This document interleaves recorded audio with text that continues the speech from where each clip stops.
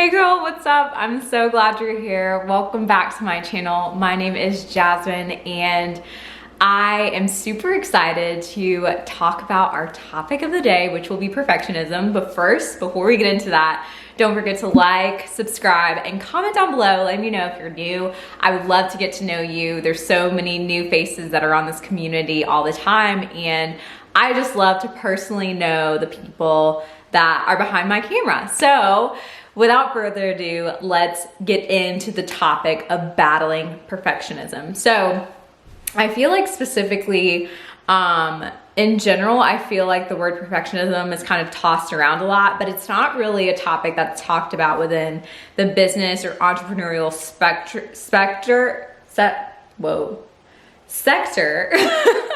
It's not really talked about in business or entrepreneurship, and honestly, it's kind of weird because it's worn like a badge of honor. Like when people talk about it in the business world, or if they're higher achievers or whatever, they're like, yeah, I'm just a perfectionist and I just like everything to be perfect. Haha, I'm a perfectionist.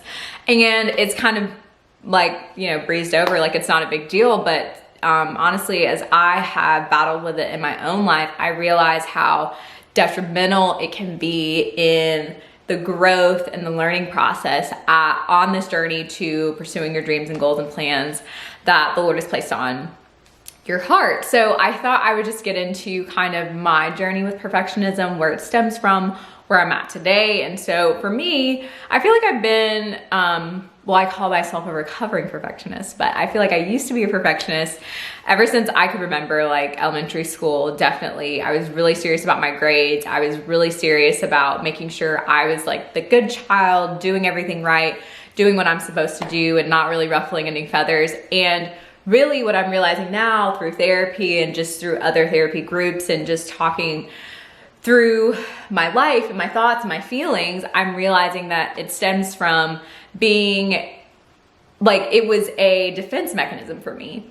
There were a lot of traumatic events that happened earlier on in my life that I felt like I had to protect myself from. And so I felt like, okay, I can control my environment or what goes on or what happens to me if I'm a perfectionist, if I get it right all the time, every single time, if I do things right, if I get good grades, if I put a smile on my face, never cry, never get angry. Like if I was that perfectionist, I could control the things happening around me, which was untrue.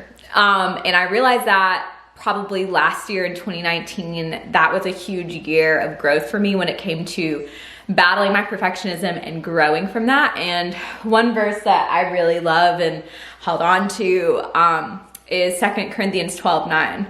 And I get emotional reading it because it really brings a lot of light and clarity for me when it comes to my perfectionism. So it says, "But he said to me, my grace is sufficient for you, for my power is made perfect in weakness. Therefore, I will boast all the more gladly about my weaknesses, so that Christ's power may rest on me. That is why, for Christ's sake, I delight in weaknesses, in insults, and hardships, and persecutions, and difficulties. For when I am weak, then I am strong." And that's 2 Corinthians 12:9, if I didn't say that. But the reason why I cry is because that was my verse of the year last year, and it was so life-changing for me. Last year is when I really got deep into therapy and understanding myself. And the verse was so freeing, understanding that like, I don't have to have it all together. The reason why is because Christ's power is perfected in me when I'm weak. Like it gave me permission to be weak. It gave me permission to stumble. It gave me permission to cry or fail or make mistakes or be upset or make a bad grade or just get it wrong. And that was okay. And I felt like, you know, perfectionism can be such a burden sometimes. Like it can feel so heavy. Like you don't even realize it's there because it's like so small in the back of your mind, but it can feel so heavy at times. I don't know about you guys, but it felt so heavy for me. And so hearing that verse and standing on that verse all last year was so freeing for me. And I feel like that's why I call myself a like recovering perfectionist, because I can truly say that I'm getting better when it comes to perfectionism, understanding my humanity and understanding that it's okay that I make mistakes. It's okay that I don't always get it right, because there's only one person who can get it right, and that's the Lord Jesus Christ himself. So thank goodness for him, so I don't have to do it.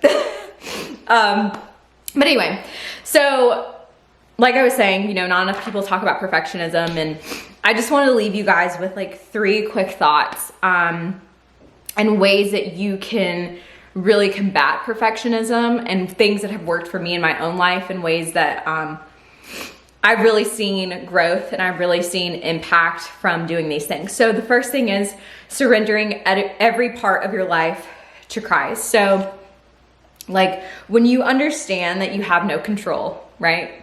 You understand you have no control. You are forced to surrender every part of your life to Christ. And what I realized in my own life was I'd be like, yeah. Like I surrender everything to the Lord all the time. Like I surrender this job or this idea or this plan or this dream or this goal. But where I was lacking was in my day-to-day life, in the small things, I was not surrendering those things to the Lord, and I was trying to control them. And so it was like perfectionism and control kind of go hand in hand. Like I feel like perfectionism is kind of a surface level thing, but the root cause is that I feel like I need control, and then the root cause under that is because I'm lacking either security or confidence in the things that are going on around me. And so just surrendering that and being like, Lord, this was literally my prayer. I would be like, Lord, give me the strength to trust you with the big and small things in my life today.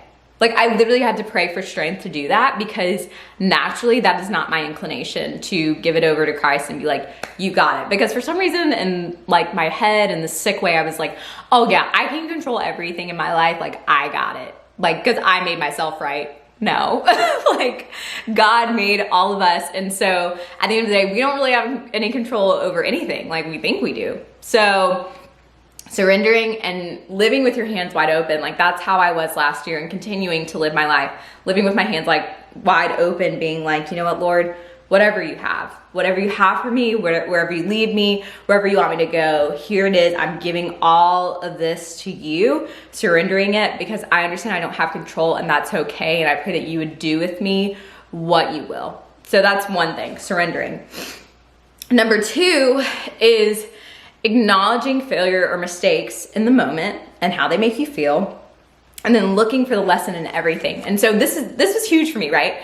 Because I would like make a mistake or fail or fumble or fall flat on my face, and then I would try to stuff it down. This is hilarious. I would try to stuff it down and be like, oh no, it's fine, I'm fine, everything's fine. What are you talking about? I'm fine. And like I would put on this mask, I would put on this facade, like everything was fine, or what I was doing was fine. And I wouldn't even admit to my own mistakes. Like if I did someone wrong, I wouldn't even admit to that, because of the fear of someone seeing me as just a human and not a perfect human, right? And so I think it's about, you know, if we fail, if we make those mistakes, acknowledging them. Wow, I messed up on this, or wow, I'm sorry I treated you that way, that was wrong. Feeling those emotions, ugh, this doesn't feel good that I am human. This doesn't feel good that I'm not perfect. This doesn't feel good that I fail. This doesn't feel good that I make mistakes, okay? Sitting in that cool, you know, like, whew, that doesn't feel awesome, but you sit in that and then you look for the lesson in it. Okay, Lord, but what are you trying to teach me through this? And I feel like in doing that, I've been able to slow down a lot more. I have had so many amazing conversations with friends or family members when I've sat down and slowed down and been like, hey, I did something wrong.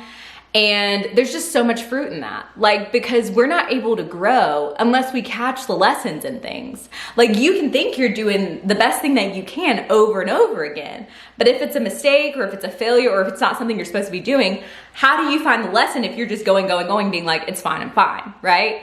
And so slowing down, feeling the feelings, and finding the lessons in the mistakes and the failures that you make. And then number 3, this is like something I'm still working on, and it's constantly seeking feedback.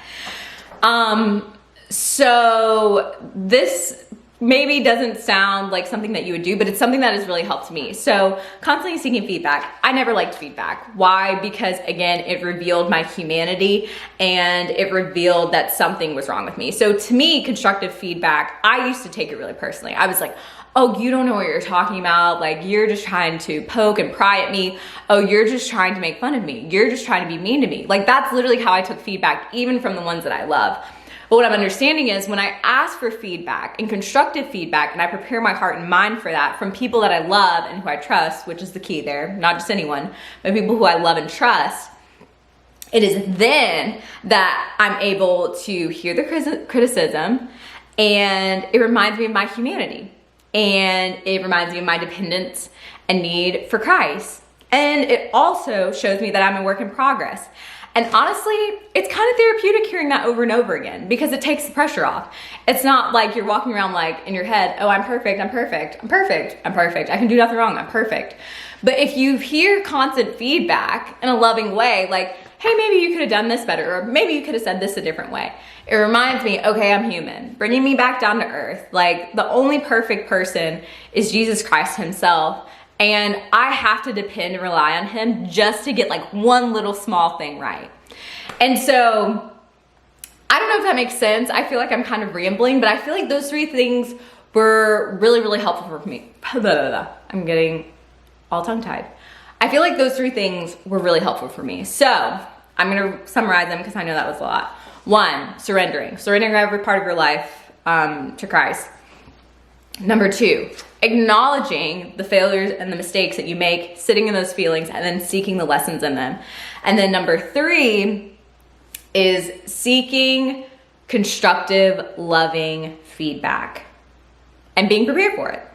And so, yeah, I mean, these are the things that have really, really helped me to combat perfectionism. I'm still a work in progress. Like, I don't have it all together. There's still moments where I forget that I'm not perfect, which is mind-blowing and weird to say out loud, but that's okay. And that's why we're on this journey together. Like, I hope that you can rest in this. I hope that you can hear these words and be like, okay, I'm not alone. Because sometimes I feel like I'm so alone when it comes to this perfectionism thing. But thankfully, we're never alone. First of all, we have God on our side and he's always with us and he's constantly working in us to renew us, to make us better. And so we're never alone, but you also have me and I'm here for you and this community is here for you. And so comment down below just kind of how you're feeling. Let me know how you're feeling after hearing this. Like, does this make you feel better? Do you want to see more videos about this? Do you want to understand more of my journey with this? More of the methods that I use on a day-to-day basis to combat perfectionism, just let me know in the comments down below. But I'm so thankful that I got to share this space with you guys. I hope that you will continue to push past perfectionism, push past your comfort zone, and pursue the dreams, the goals, the plans that the Lord has for you, whether it's business, whether it's a hobby, whether it's whatever you want to do. Just stop the perfectionism, and keep pushing past all those things, all the opinions, all the lies, all the things that you have to combat, and push forward towards what God has for you and what you were put on this earth to do. So anyway, I'm rambling, but I'm thankful for you guys. Thanks so much for watching. I can't wait to see you in my next video, and I love you so much. Bye.